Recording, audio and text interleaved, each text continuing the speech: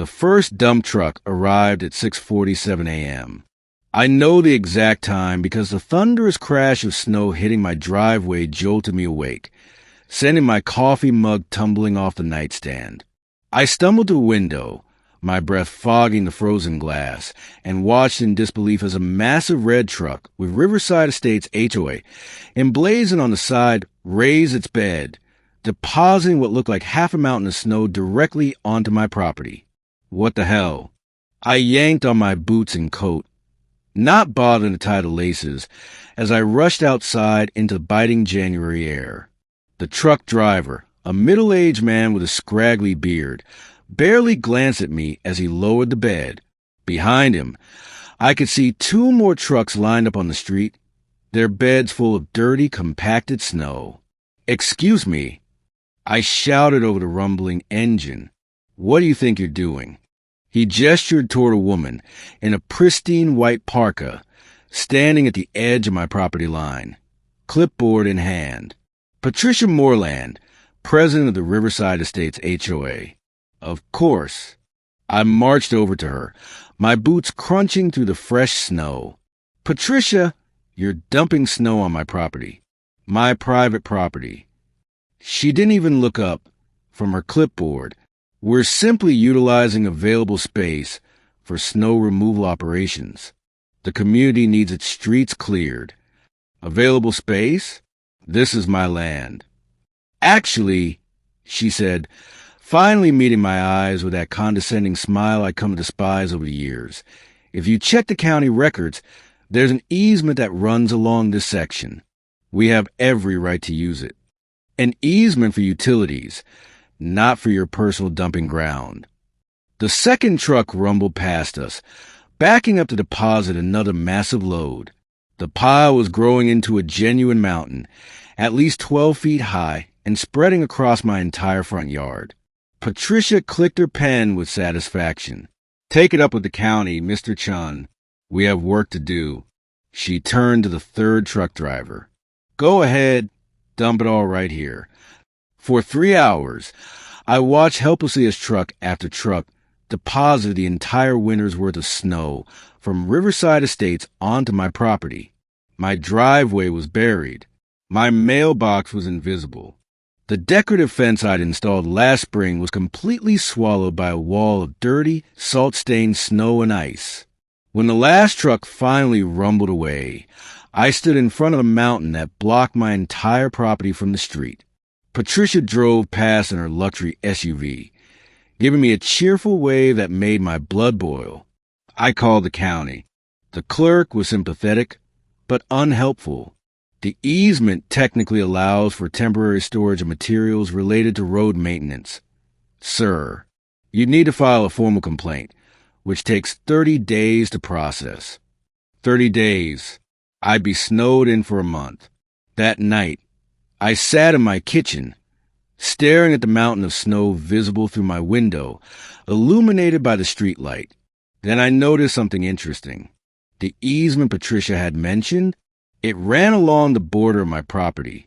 Yes, but it also extended 15 feet into the street, the public street that served as the only entrance and exit to Riverside Estates. A slow smile spread across my face. At 7 a.m. the next morning, I made a phone call to Jerry's Excavating. "Jerry, it's Tom Chun. Remember when you said you owed me a favor? I'm calling it in." By 9 a.m., Jerry's entire fleet, 3 excavators and 2 dump trucks, arrived at my property. I met him at the street, blueprint of the easement in hand. "You're sure about this, Tom?" Jerry asked, though he was grinning. "Absolutely sure. According to the county records, this easement is legal space for temporary material storage. I'm just exercising my rights." We got to work. The excavators rumbled to life with a satisfying roar. Systematically, methodically, we began moving the mountain of snow from my property to the street, specifically to the 15-foot wide stretch of public easement that happened to be the only road in and out of Riverside Estates. The snow wall grew quickly, 8 feet high, 10 feet, 12 feet, We packed it down, making it dense and solid. The excavators shaped it into a perfect barrier, completely sealing the entrance to the HOA community. By noon, it was done. A magnificent, impenetrable wall of snow and ice, blocking the entire street. You couldn't drive through it, couldn't walk through it, couldn't even see through it. And it was completely legal, sitting entirely within the public easement. My phone rang at 12:47 p.m. Patricia, what have you done? Her shriek could probably be heard without the phone.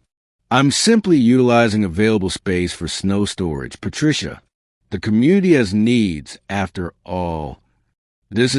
You can't. We have elderly residents who need to get to doctor's appointments. The mail can't be delivered. You've trapped an entire neighborhood. I leaned against my now visible mailbox, admiring the handiwork. Interesting. So you're saying it's a problem when someone dumps snow somewhere inconvenient without permission? Silence. Then, in a much smaller voice, what do you want? I want an apology. A written one, posted to the community board. I want the HOA to pay for all damages to my property, including my fence and driveway. And I want a legally binding agreement that my property will never be used for your snow dumping again. Fine. Just remove this wall.